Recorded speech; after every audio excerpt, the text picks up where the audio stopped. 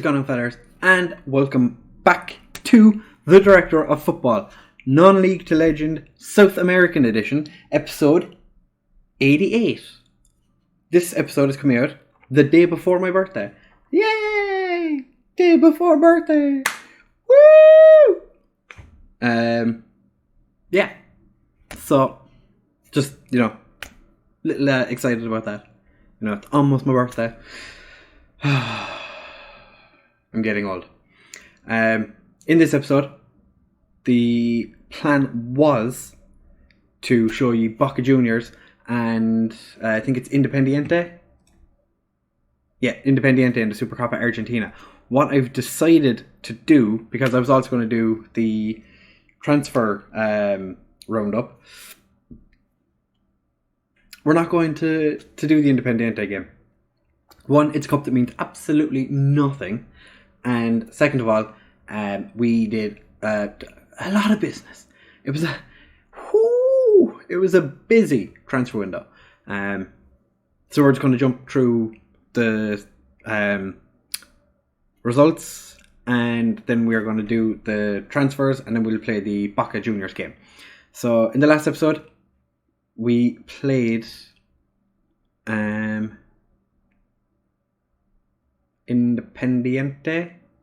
and Defensa. Played Independiente and Defensa. I recorded it yesterday, so kind of forgot what I did.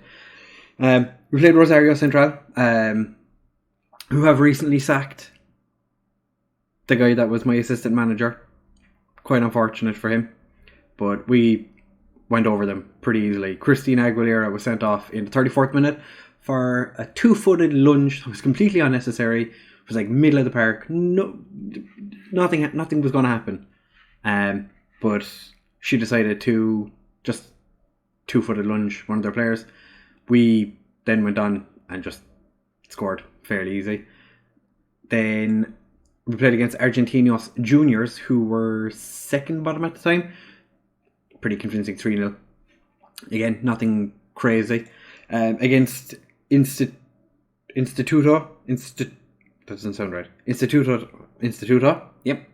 Ormazabal scored just before halftime, and then Alejandro Gonzalez scored just after halftime with a penalty. Again, so he's been scoring a good few penalties recently. It's been quite nice. We have a fairly consistent penalty taker who has penalty taking of 12. But he's doing well, so that's all that matters. Then we had a couple of friendlies. It didn't really mean anything. There was a testimonial in there for one of the Allianz Lima players. I didn't play any of these games. We had a random friendly against Boston, which we won 3-0. It was nice. We have had signings as well, so a couple of players' names will pop up and you'll be like, never heard of them. First game back in the league, we played against Talleres. Went 3-up. Alejandro Gomez scored again. And Alan! Before we went 3-up before halftime. And then they scored 3 goals in 40 minutes in the second half. And I was quite angry. I told the lads not to get complacent at halftime. And they got complacent and we lost. Or we drew. Then against Independiente, 3-1. Fairly easy. Well, I wouldn't say easy game, but you can see Adrian Rodriguez. Who is Adrian Rodriguez? He's a new signing, obviously. And then Perez Ibanez boshed into. Alejandro Gomez picked up a knock. The director of football, he made some weird transfers. And against Atletico Tucumán, we drew 2-2. Again, very frustrating.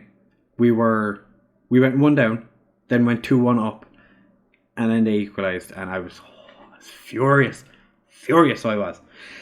So we're going to have a look at some of the impending transfers. We have a South African goalkeeper, not just any South African goalkeeper, the South African goalkeeper. He is their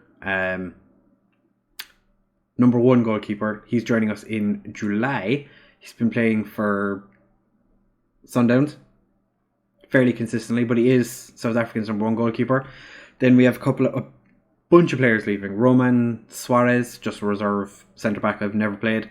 Lucio Moreira claims he's Irish. He's on his way to some Primera D team, Primera B Metropolitana. So even lower than I thought. He's not very good. Martin Villarreal is off to Rosario Central. I did not realise how good of a season he's been having with Huesca. 21 appearances and 11 goals. Oh! But the director of football let him go on a free, which is delightful. And we're bringing in Lisandro Toja, who is a winger who's not played for San Lorenzo ever. Looks decent, like good dribbling. I decided to scout him when the director of football put in an offer for him, because I want to see what we're going to be getting. He looks decent, like good determination, good dribbling. You know, everything else is pretty average, I suppose. For some reason, he decided we needed lots of left wingers.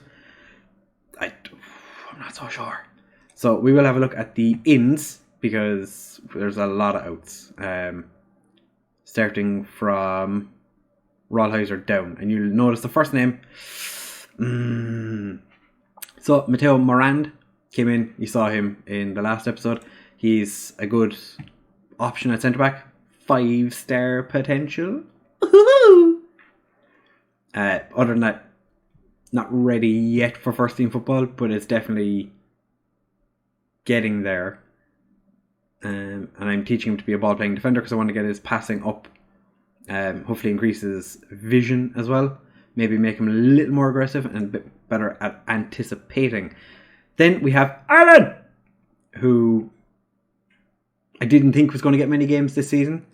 He's already played 3 because we have quite a few injuries. We had a couple of players playing in the Olympic Games qualifiers as well. So that was slightly annoying. But yeah, Alan is fine. He's fine. He's expensive, but he's fine. Carabello is a good right back option from Rosario Central.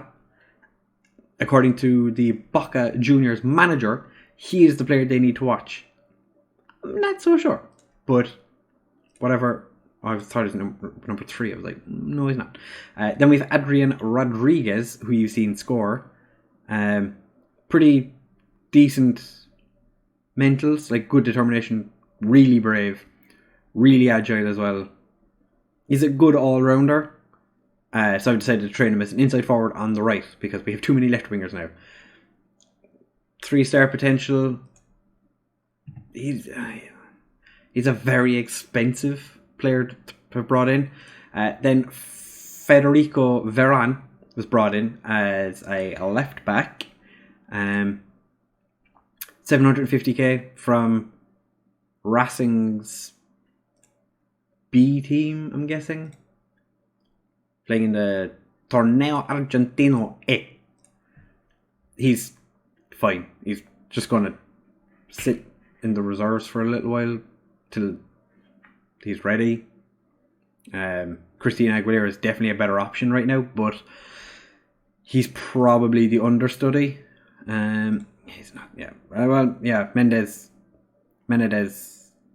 maybe is actually probably ahead of him, but still 18 years old, plenty of time to grow. Then he brought in a 17-year-old goalkeeper called Ojeda from Centro Español. Been a first team regular there for the last 2 seasons. Looks a decent player. I don't know if he's going to play too many games. 2.6k doesn't sound like a lot. We had the highest offer on him. Everyone else was offering like €500 or like I think the highest was 1.2k or something. We paid 2.6. I was like, what? Then we have Ali Lianga,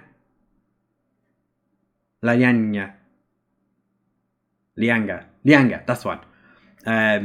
Congolese player, attacking midfielder. I'm teaching him to be a box-to-box midfielder because for some reason the director of football decided all he was going to sign was players in positions we didn't really need. Quite good heading, good acceleration, terrible jumping reach, but he is 5'5", so that's fine.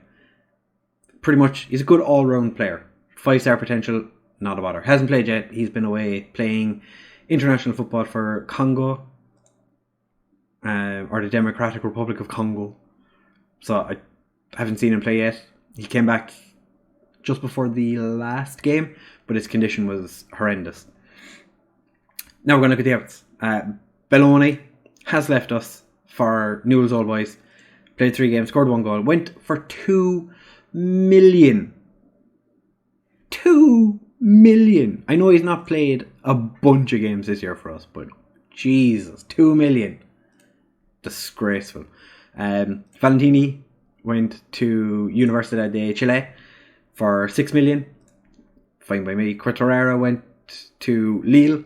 I think that happened just after the last episode.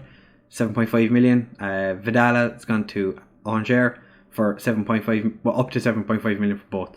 Then Mario Santigiati was a left midfielder who looked like he had potential to play for us, but just kept falling down the ladder. Made his debut against us for Teleres.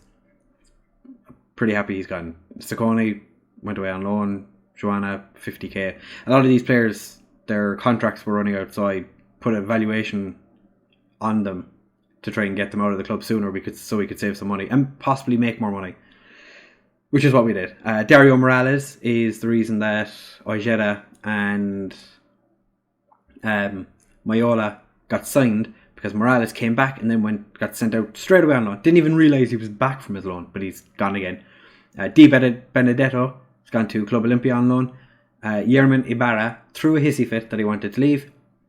The director of football accepted a 750k offer when he was valued at, it was 2.5 million. Gone off to Huracan. 4.2 million is his valuation now. Interesting. He's played twice already for them, so that's not too bad. He's doing well there. Then sent Moreno back out on loan to Real Garlic Score in Peru. Then decided for some reason, even though it says Harry Naismith is surplus to requirements, he was playing. He's been sent out to Metz on loan for 2 seasons. Metz are paying his wages, which is something, I suppose. Then we've Moya go out on loan. He's like 29-year-old reserve player. Basilar is just a random left back that I didn't really want. He's Peru Peru under-20 international. I thought he was an actual international. He's gone to Santiago Wanderers in Chile. Got 250k from him. I'm happy with that. How much is he? His value's gone up a little bit. Pablo Alivio, don't really care. There's another player who's 29, not in my plans, gone out on loan. And Augusto Aguirre refused to speak to me. He came out and said, he said to my assistant manager, I think it was, that he wanted nothing to do with me anymore. The director of football had already accepted an offer for him, but he was like, I'm not speaking to the manager ever again, because I hadn't accepted any offers for him. He was in contract talks with Avai or Ave, whatever their name is. I don't know how to pronounce that, but so because of that, we are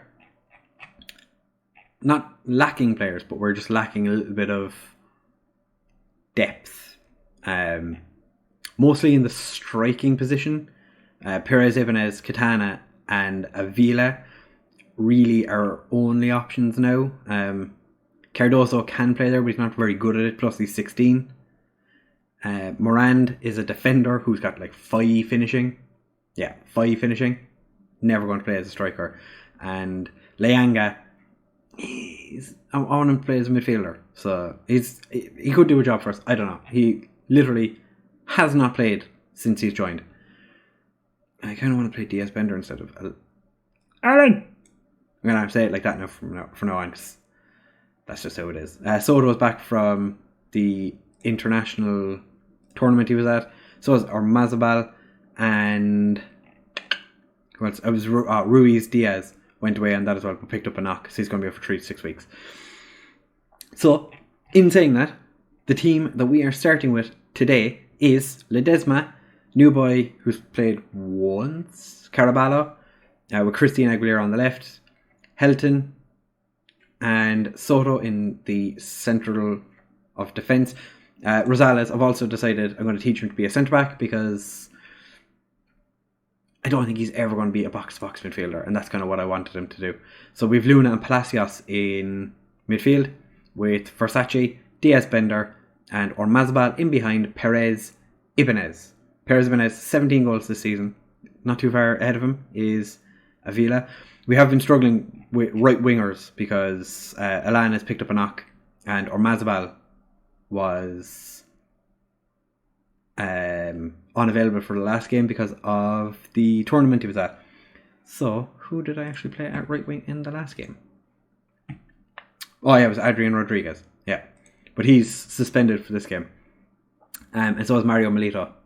So we've had a topsy-turvy, but thankfully San Lorenzo have lost a couple of games, so we still have a good bit of advantage over them. We have 3 games in hand over Boca, so the fact we're 10 points ahead, even if we were to lose those 3 games in hand, we'd still be top, is nice to know. And I'm not going to be able to play Diaz Bender for the entire game because his match sharpness is shocking. So we are just going to jump into this and hope that I want revenge. I have faith in you to go and make a difference. Same with you, Perez Ibanez. I have faith in you to make a difference. You both join the lads in being all green. All green everywhere. So the majority of the games I played that I didn't record, they either were jam-packed where it was nothing but highlights, constant highlights, or another couple of times we had games where it was just dead. There was literally nothing happened for quite a significant length of time, which can be a little bit frustrating, but you know, regardless of what you do, I've not changed a whole lot. Oh, I thought he was going to pass the ball to Perez Ibanez, but Palacios picks it up. Versace overhits the pass, but just gets it in. Christina Aguilera picks it up. Luna hits some absolute fucking belters this season, but Diaz saves that one. But yeah, regardless of what I'm attempting to do with the squad a lot of the time, they're just kind of doing their own thing. I think they know that we're in a pretty good situation for winning the league, so they're all just kind of like, it's fine, don't worry about it. We can just half-ass most games. Like the game against Teleres, I was screaming at them to get creative, demanding more, trying to get the lads to do anything. And they were just kind of like, meh. Or Mazbal? No. It was a good idea. But Helton spent the majority of our break out injured as well, which was quite frustrating.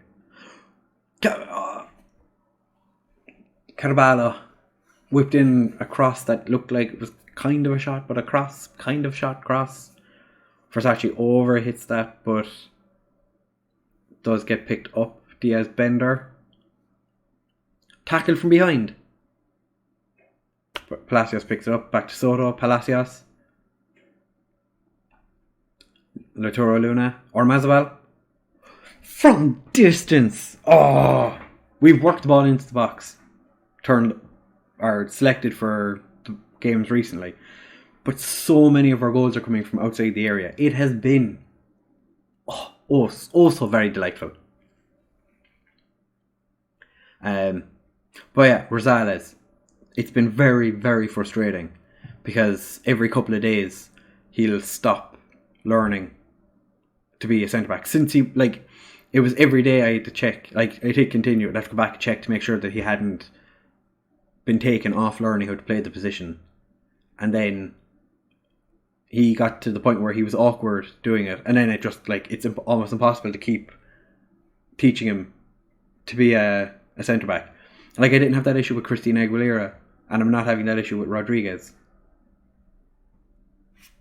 But I think it might be because my reserve manager, or is it the under-20s manager? Because he's playing under-20s and reserve, or under-20s or reserve football. I don't know if it's because they're still playing him as a midfielder. That might be the issue we're having. But Versace takes the ball down. Can't quite get there. Palacios. Could have been a card, but who was it? Diaz Bender got in front of Luna, so he couldn't take a shot. But or Masbal it was Carvalho. Versace. You need to put some of those shots away.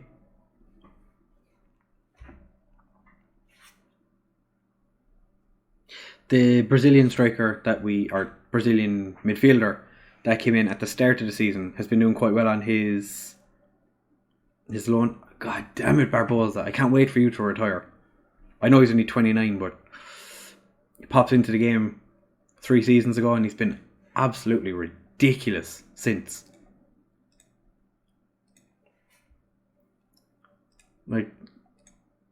He's 29 years old, 2 caps for Argentina, but he's just been boshing goals like it's nobody's business.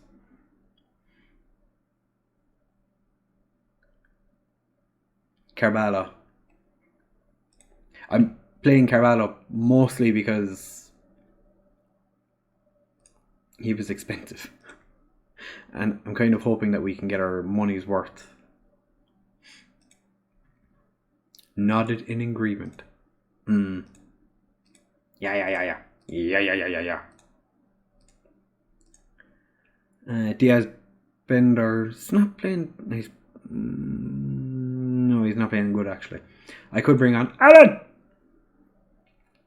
I have been giving Eugene Katana more opportunities of late as well, because I do think the guy. I think he's going to be one of those players that's going to be a late bloomer. So it's just a case of whether or not that will actually happen. In Helton,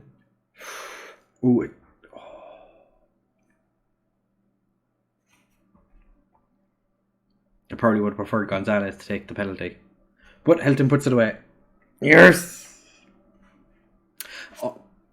The director of football, for some reason, decided to offer a new contract to a centre back who is at Defensa, who I have no interest in playing.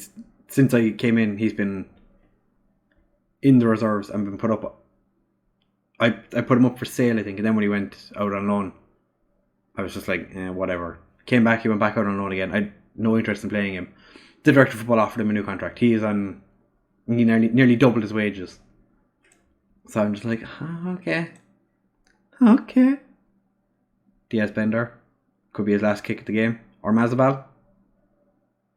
Puts Versace in. Oh, it's gone down as an own goal. I suppose, how could Versace have scored from that angle? We'll have to look at this again. Diaz Bender. Or Mazabal. Beautiful pass to Versace. Whips it across. Oh, and it goes in off Ardiles' chest. Yeah, Diaz Bender is shattered. He's just playing crap. Played Allen as a shadow striker, scored on his debut. Then played him as a trequartista, and he was terrible.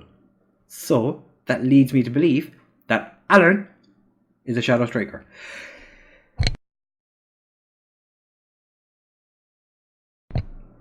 I just got. I'm hoping that I muted quick enough that I didn't murder everyone's ears. If not, I'll try and. Hopefully, I'll remember to edit that part out. Oh, my face. Who else is playing poorly? Or is tired? Either or. I know Carvalho isn't playing great, but we don't really have anyone we can bring on for him. Palacios isn't having the best of games either. What I could do is I'll make Luna a roaming playmaker and take Palacios, and I give Rosales a chance to be a box-to-box. And watch now, he will no longer be training as a centre-back, because look, ball playing defender on defend. Guarantee after this game, he'll be no longer training that position. Because I asked him to play a different position once. Versace, Luna. Hits the ball forward but doesn't really get anywhere with it. Posada. To Rodriguez. But Rosales is just bombing up towards him like, I want the ball. Carvalho. Or Mazabal. Oh, he's just done his man. Whips it across. Versace.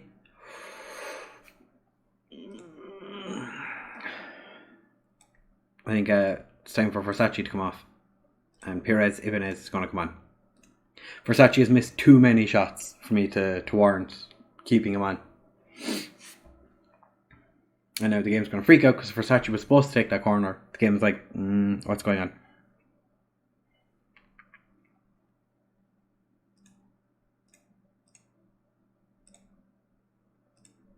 Oh, okay, fix that. Never mind. Alan! Plays it short-ish to Perez Ibanez. That was it. Basically retook the corner by putting the ball back to... that's... I've never seen that one before. Perez Ibanez just puts it over. That's where having Ruiz Diaz will be so handy because he's a really, really good free kick taker. Nahul. Oh, Ledesma. Ledesma is now the only senior goalkeeper we have in the first team. Our other 3 goalkeepers at the moment that I'd consider, well, that are in the first team are 17-year-olds. They're all 17. Avila. Yes! Big floppy flop hair.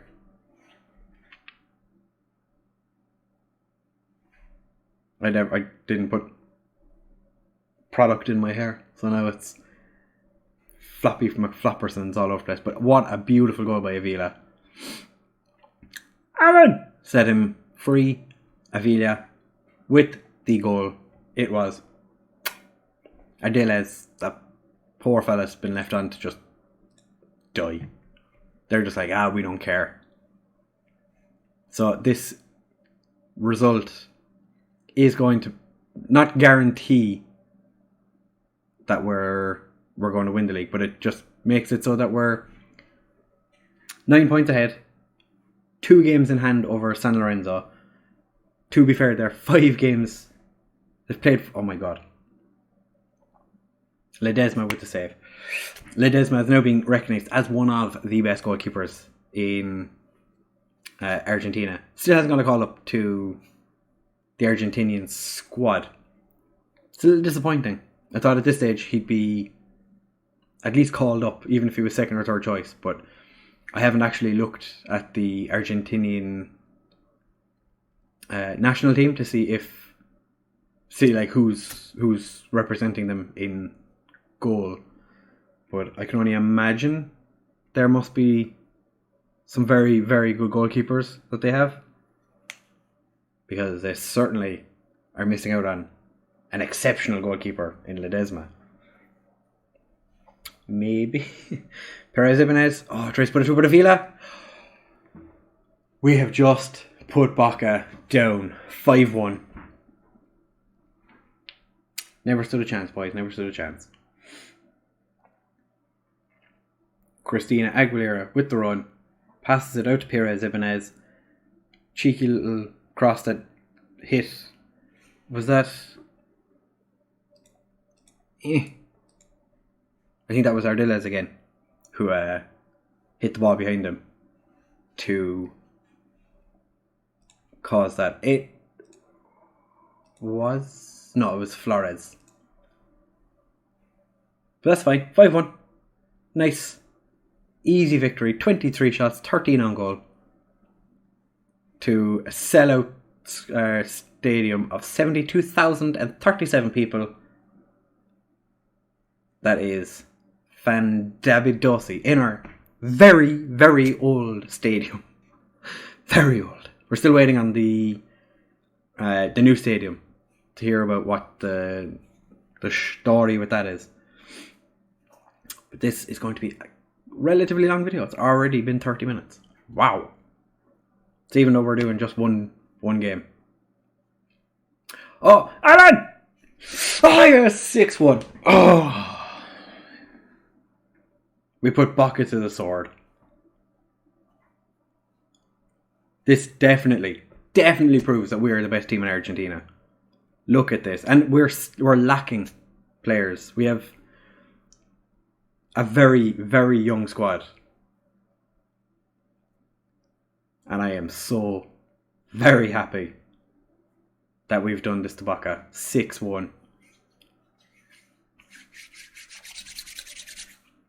+5 on the goal difference. Oh, we have scored so many goals this season. It is actually disgusting. I'm very happy with the way you played. Rosales played 6.8.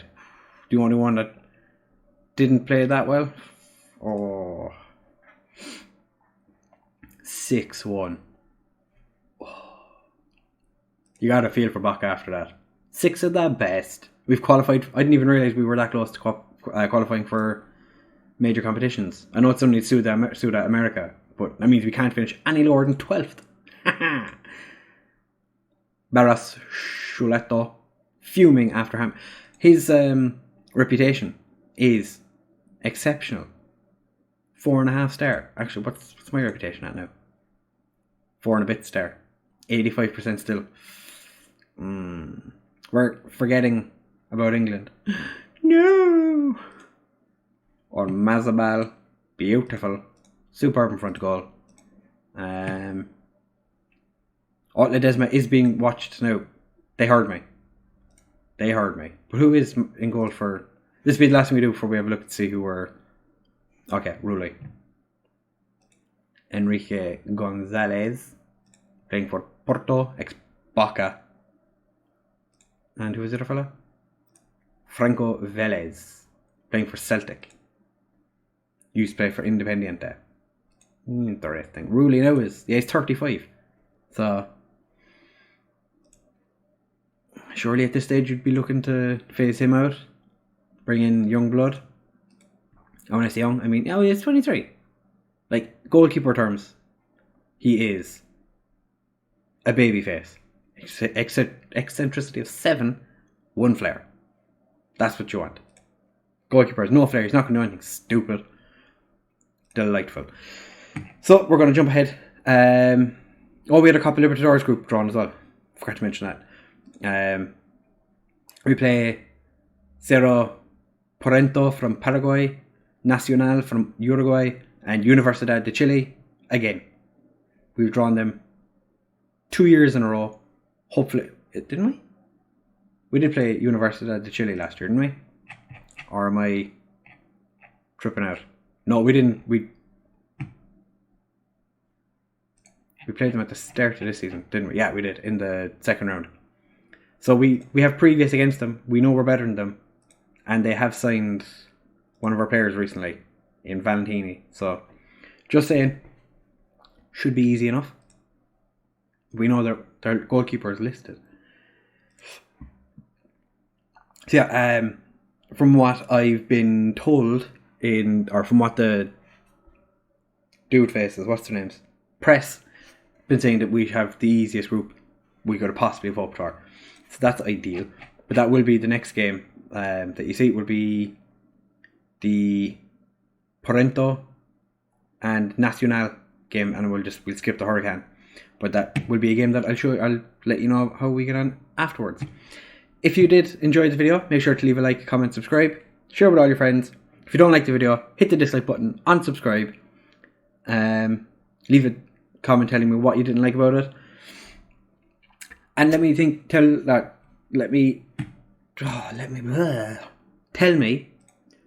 who you think. Okay, it went into future. Who you think from Morand down, who's going to be the signing of the window? Who you think is going to be the best player that we got a hold of? Is there anyone that you think we shouldn't have let go? Like Harry Naismith, for example. The fact he's gone out on loan is disappointing. I'd prefer if he was still playing for us. But he's gone out on loan. Anyway, like I said, thank you very much for watching, guys. And I will see you tomorrow for another episode of The Director of Football. And it'll be my birthday.